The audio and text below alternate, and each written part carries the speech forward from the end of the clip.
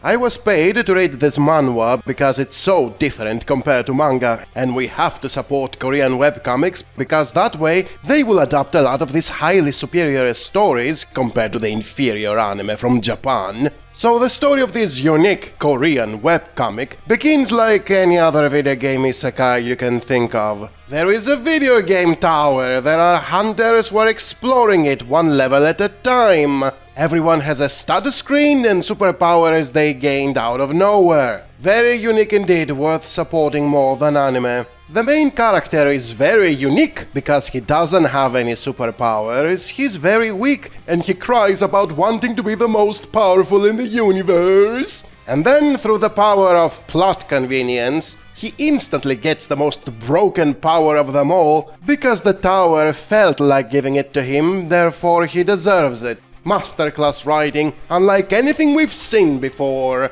The power the protagonist has is the most broken form of time reset. Every time he dies, he returns 24 hours in the past and copies one of the superpowers of his killer. There is no limit to how many times he can do it or how many powers he can gain, making him effectively immortal and impossible to lose in any fight, since he can retry an infinite amount of times until he has copied all the powers of his enemy as well as memorized his attack pattern, so he can counter it before it actually happens. There is no tension basically, you are just waiting for him to have copied and memorized enough moves until he wins. His power can also be further abused, so it becomes even more stupid to allow it in any story. If you wonder why the title is Su1c1d3 Hunter, it's not because he's hunting people who attempt to end themselves. He's the one who ends himself, deliberately, whenever he knows he can't win or when he wants to go further back in time, when his enemy was not as powerful yet. There is a scene where he commits suicide 4,000 times in a row, just so he can go back a decade, when his opponent was still a rookie and thus can easily be killed. That opponent also happens to be the top hunter, so in effect the protagonist killed the competition, robbed his powers, and took his position as the top hunter just by stabbing himself repeatedly. Hard work and determination mean so much in this show. Now, with that said, there is a good element in this trash. Every time the protagonist is killed, he can see the memories of his killer. Almost every bad guy in the story wasn't born evil. He became evil because he was mistreated by his society. So at least there is an attempt to make things grey instead of having clear good guys and bad guys. And then this is immediately ruined by how there are no negative consequences in the entirety of this stupid webcomic.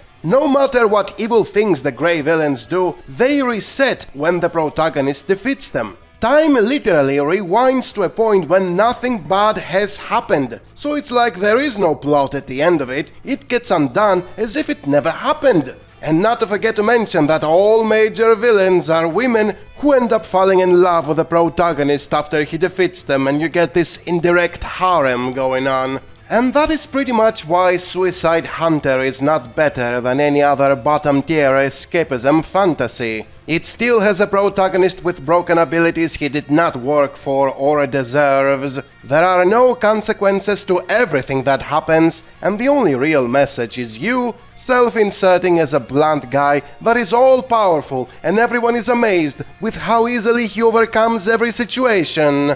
And if someone says, oh, he tries really hard because of how many times he redoes the same events until he gets them right, it doesn't matter if he has an infinite amount of retries, and nothing can possibly ever go wrong, since there is no way someone can block or counter his broken as hell ability. On top of that, this webcomic doesn't even know if it wants you to care about the characters or not, since on one hand it gives them dramatic pasts and emotional conflicts, and on the other hand they openly tell you everyone is an NPC. Nobody is real because everything is just like a written story in an interdimensional library. How are you supposed to actually relate with anyone when you are told they are all fake? And I also have to point out how it constantly goes in circles with its supposed moral messages. The second arc is about entering the fictional story of a martial arts book, and despite the different setting, it's a rehash of the first. One moment it wants you to feel sorry for the grey guys because they suffered by the oppression of their grey society, the next moment it's just about praising a blunt protagonist for cheating his way to victory and the disaster having no consequences on the society. The third season is the exact same shit. Now they are in a school romance. One moment it's about the awful past many characters had and how they were forced to do unspeakable crimes in order to bring order to their collapsing society.